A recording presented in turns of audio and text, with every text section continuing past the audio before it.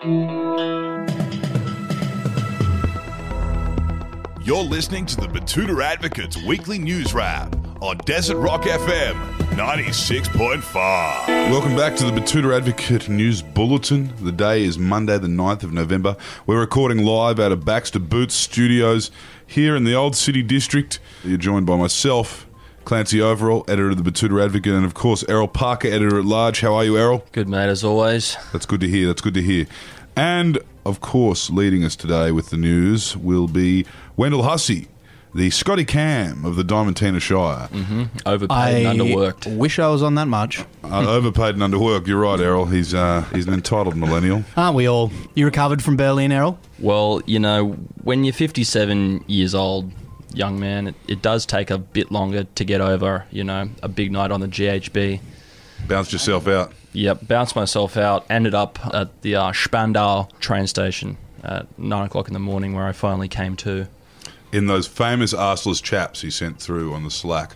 Anyway, let's get on. What with I the do show. in my own time is my own business. Until you put it into Slack. Yeah. Okay, let's. What's big in the headlines this week, Wendell? Bushfires are still in the headlines, as you can probably imagine, into a couple of months now, and the PM is struggling to find catchy enough slogan to make Australia forget that 10% of the continent is on fire. Well, no wonder he had to make the shift from advertising and marketing over to politics.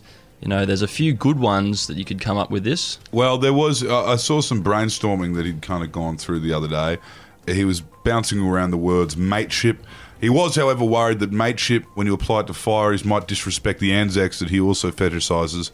So I think he came up with a word that was blokeship. Yep. For the fireys, blokeship. And the slogan was going to be that there is a bloke shipment of brave men fighting these fires.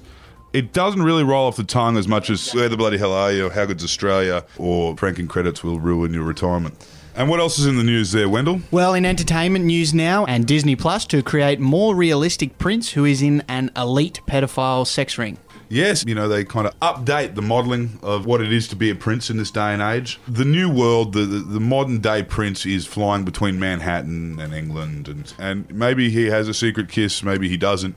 You know, maybe he can save someone who's had poison. I don't know what he can do, but we do know that he is arguably, allegedly part of an elite pedophile sex ring. Yeah, well, hopefully the kiss of life that this particular prince gets is from a paramedic in a tunnel. That's what the Queen hopes. That's what the Queen hopes anyway. We've been led to believe. If not, he might get a Chelsea kiss when he goes to prison for those crimes. Yeah, a lot of speculation about what type of character he'll be. Tim Marshall commented on that story with an interesting point. He said the real question is, will the new prince pay to make it look like his also pedophile friend killed himself? Ooh. Thought emoji.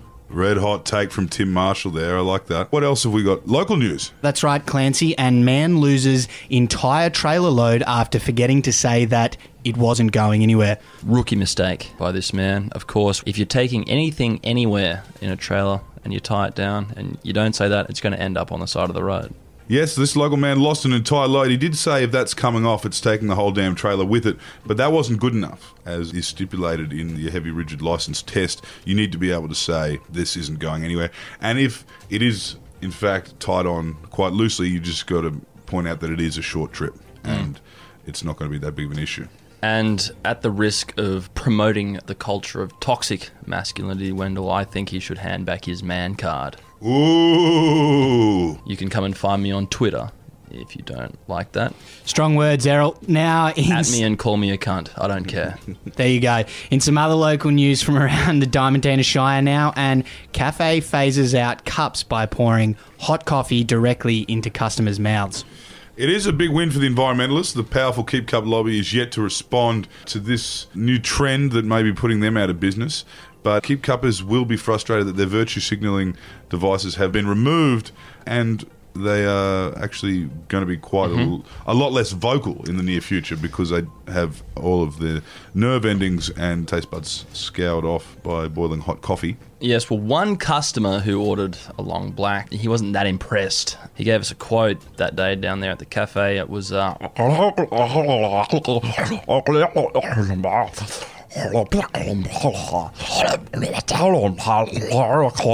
Something about Adani mine, I believe. I couldn't really translate it myself. That's what all those bastards are always talking about, isn't it? But they also have been selling a lot of their new aloe vera muffins as well. And Rachel King, one of the new early adopters on this, said the best bit is when the office junior has to go out and fetch the coffee for the boss. When they come back, it's like a baby bird feeding scene in a nature documentary. Elsewhere around town now, and Mate at Bar begins brainstorming excuses for why he's getting something other than beer.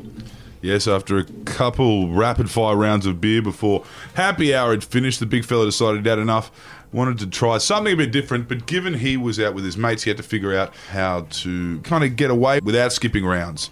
And, you know, as Errol pointed out earlier, toxic masculinity is an issue in this country, and it really rears its heads in moments like this, especially when the young fella wants something like a Canadian club, because that's the way pub culture is in this country. And if you're not drinking piss, you better be gambling on the pokies. Otherwise, you can hand in your man card, like Errol mentioned earlier. Hand it in. I will come and collect it. There you go. And learn how to drive manual. Yep. Yeah, learn how to drive stick. Now, the silly season is getting into full swing, but it hasn't been fun and games for all.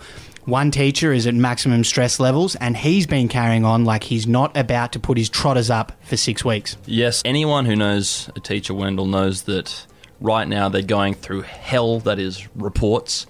And after reports, there's parent-teacher interviews where parents have to come and pretend to be interested at what the teacher's saying. Then, after only all of that is done, then they can rest. And that rest doesn't usually come until the second last week of December. And if you know any teachers, you'll know that it is a much-needed break when that does come around. Now, we had a comment on that article from Brendan James Murray. He said, I'm a teacher, and in fairness, the holidays are challenging. Deciding if I'll get up at 11 or 12, timing my lunch around the Australian Open, dodging students at the beach. Anyway, that's it for us on the Bulletin this week. Thank you for tuning in, and be sure to join us next week. Until then, my name is Clancy Overell, editor of the Betoota Advocate. You be kind to each other. And my name is Errol Parker. Slamat Malam. My name's Wendell Hussey, and we say happy holidays in this place. You're fired.